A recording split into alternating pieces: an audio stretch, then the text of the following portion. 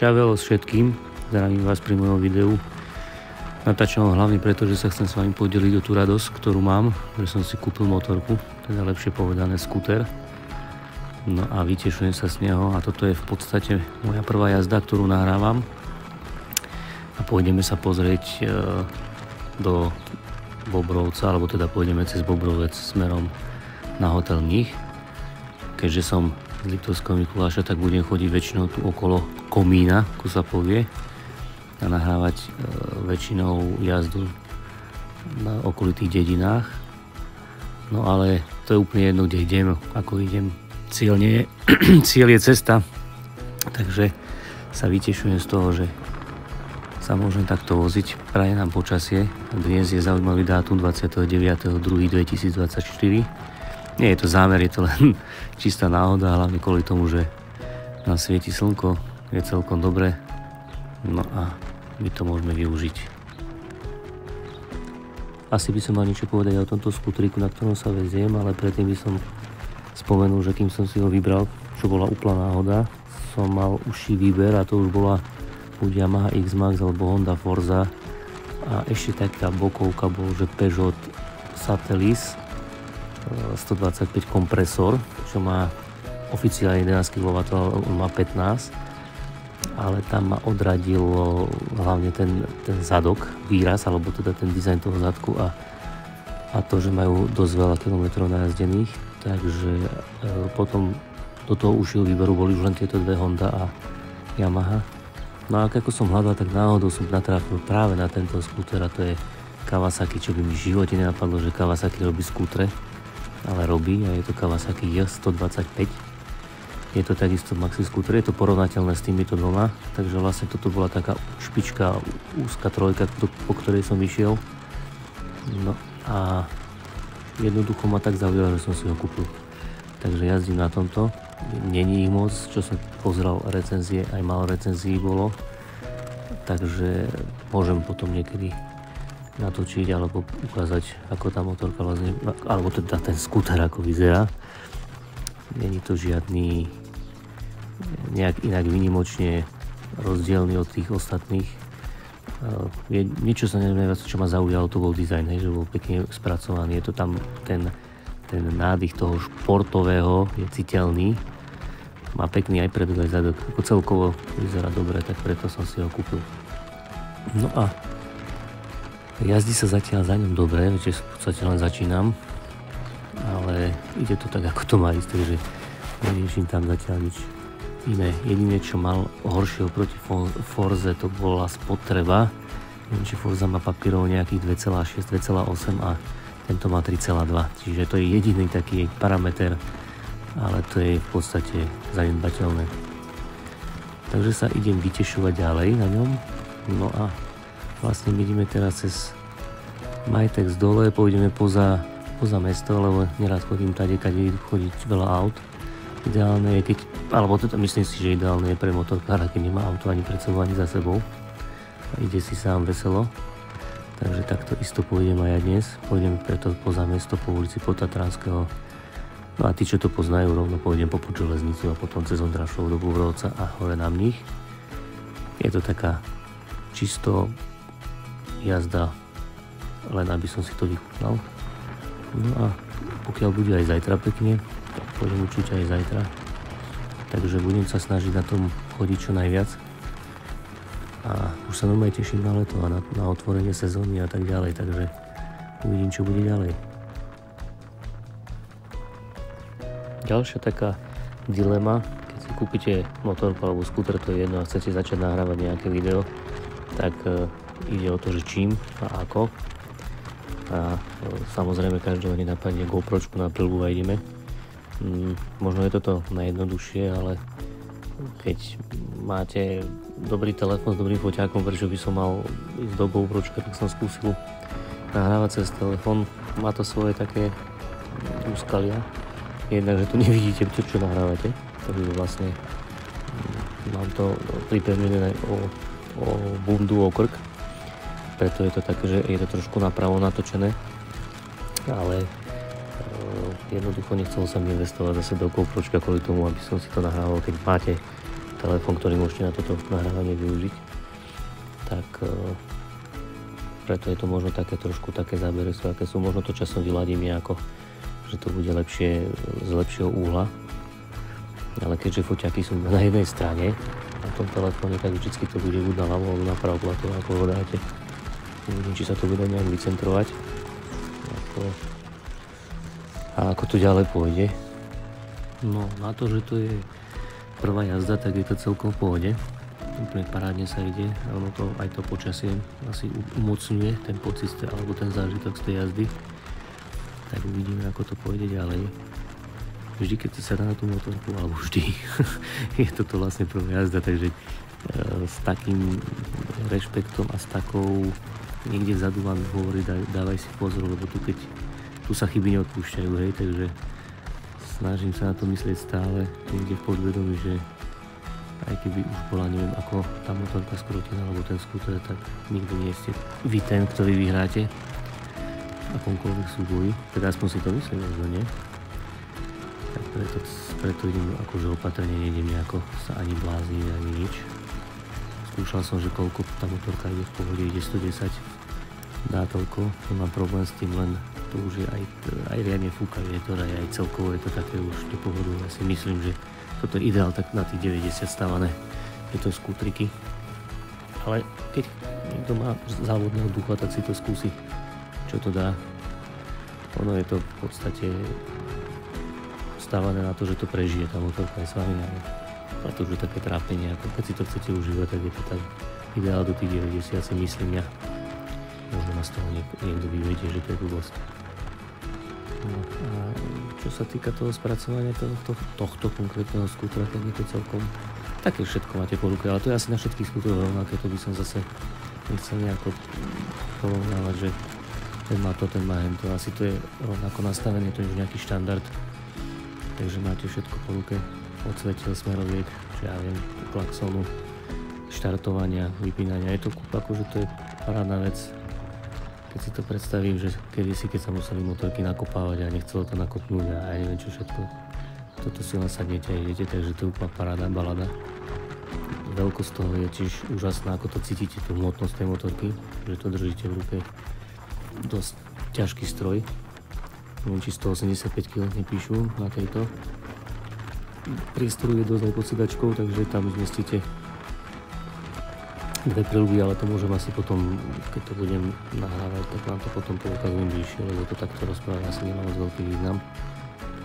No ale celkovo je taká spokojnosť. Jedine, čo by som asi prijal viacej na tej motorke, aspoň na tejto konkrétne, že by mohla byť mäkšia, lebo každú takúto jamu, ako nehovorím, že to sa zle na tom sedí, alebo že to zle ide, ale každú jamu, ktorú chytím, tak cítim, že to je také, že ste chytili jamu. Také tvrdšie proste to je. Vedel by som si predstaviť to mäkšie.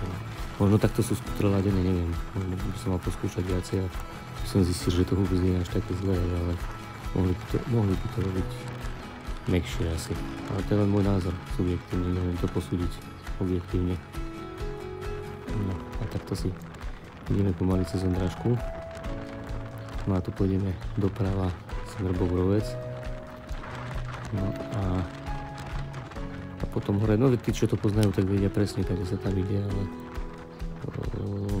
tí, čo tam pôjdu prvýkrát, tak ľudia môžu ísť podľa tejto cesty. Ako nedá sa stratiť, hej, pôjdete po hlavnej smerom hore, až tam na koncu Bobrovca odbočíte doľava. Kedy si tam bola taká zlá cesta, teraz je tam parádna, je to nová cesta. Asi neviem koľko má, zo 2 roky, zo 3, neviem, kedy to robili, ale tam je parádny asfalt, takže tam sa dá ísť úplne super hore. Bude tam dosť veľa aut, aspoň cez leto neviem ako dneska tam bude, lebo neočakával, že tam bude nejak veľa aut, ale cez leto tam býva hodne aut, lebo to tam na turistiku ľudia chodia. No celkovo to prostredie je tam pekné, takže sa ani nedivím, dá sa tam ísť aj na ten Polonický vodopád. To je tiež taká, tam je zákaz jazdu, čiže tam sa nedá ísť autom, tam je rampa, ale ako prechádzka je to podľa mňa super. Dokonca som tam bol aj na kolobežke, elektrické, a to bola parádička, to ste tam za chvíľku bol. Ja som ani nečakal, že to tak rýchlo, lebo človek keď je peši, tak to dosť to a tak na tej kolobežke to celkom rýchlo išlo, takže dá sa to prejsť. A máte taký výlet, no, keď budete niekedy chcieť ísť. sa tam ísť pozrieť. No a tam na tom Mníchu vlastne to je taký, tam sa dá občerstviť, tam varia, tam aj v podstate hotel, no, dá sa tam aj ubytovať. To je vlastne, už by som povedal, že vysokohorské prostredie, to nie sú to také hotely, alebo respektíve nejaké chaty, ako sú vo Vysokých Tatrách, ale je to také dostupné, že nemusíte šlapať, dá sa tam dojsť autom, dáte si tam minerálku, popozeráte, poskáčete aj pre deti, tam je to zábavné, dá sa tam proste vyžiť. Nepôjdem tam až tam dozadu, ale ostanem tam asi na začiatku toho Mnícha, aby som im tam nerobil stresy, že tam ide návštevník nejaký na motorke, nejaký šialenec, motorke, na skútri, na motorke, no, tak myslel som na skútri. Musím sa naučiť, že to nie je motorka, ale skúter. No ale je to motorka, nie? Podľa mňa. Asi všetko by to malo byť. Jednostopé vozidlo, hotovo, má to dve kolesa a je tá motorka má taký dvě. Nebudeme rozlišovať, čo je čo. No a ďalej už vidíme Bobrovecký kostol, takže už sa blížime k Bobrovcu. Kedysi to bolo mesto, ale teraz je to už akože len obec, dedina. Ale ešte predtým, ako Liptovský Mikuláš vznikol ako mesto, alebo bol uznaný mestom, tak Bobrovec bolo mesto. Aspoň si myslím, aspoň tam sa mi zdá, že to tak bolo. Je to v podstate dosť peknú históriu má Bobrovec. No a hneď vedľa, keby ste išli tam doľava, čo som prešiel doprava, tak tam by ste zašli až do Bobrovečka. Pavlova väza Bobrovček. Ono sú vlastne tak akože cez kopček tej dediny. A prečo vznikol tento názov, tak toto fakt neviem. Je to možné, že tu bolo veľa bobrov. A keďže Bobrovec je väčšia dedina ako Bobrovček, no tak ako logicky Bobrovček vznikol asi ako mladší súrodenec tohto Bobrovca. Zrejme, ale neviem, či to tak naozaj bolo. To by sa muselo ísť opýtať tých historikov, ktorí by to mohli vedieť. Ale inak je to akože dedina pekná. Takže, alebo by som povedal jedna z najkrajších na Liptove. Už to stojí za to. A je dosť veľká. Takže cez tento Bobrovec, keď prejdeme, tak sa vlastne dostaneme hore. No a musíme prechádzať pomaly, pretože je tu 50-ka. Ak nájdete niekde, neviete, čo ma vybehne z dvora. Môže to byť pes, mačka, hocičo. Takže pre istotu radšej pomalšie. A uvidíme, ako tam bude. No ja stále rozmýšľam, že koľko tam bude aut. Tam hore, na tom Mníchu. Lebo je dosť akože, no teraz je krásne počasie, ale inak je chladno ešte stále, takže na nejakú turistiku, ale možno práve aj toto je možno ešte lepšie na turistiku ako cez leto, keď je horúco, takže možno budem prekvapený, bude tam viacej aut ako cez leto, no. No ale tuto už je vlastne na hornom konci Bobrovca, pomalinky budeme, to sú už na pravej strane budú také nové domy, to už je vlastne, to už je také novšia časť. Tuto ešte nie, ale to tam vyššie trošku po pravej strane budú novšie domy. No a tam asi bude končiť Bobrovec.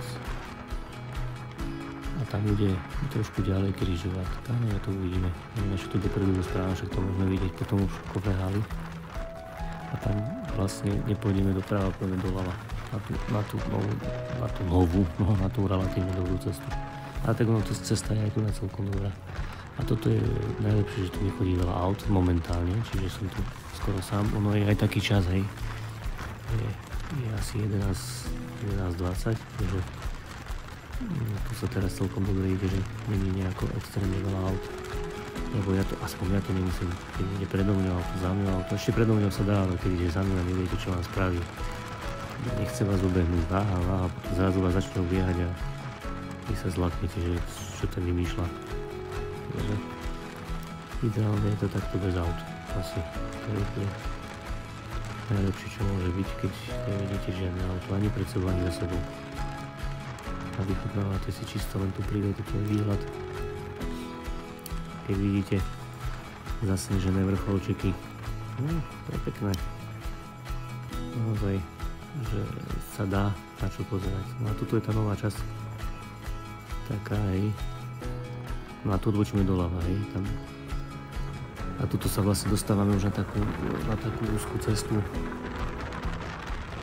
podstate toto nás dovedie úplne presne až ku mníchu, tomu mníchu, lebo tá cesta vlastne sa tam je raz cestie, tam sa nehávajú auta, lebo tam je doľava zákaz jazdu.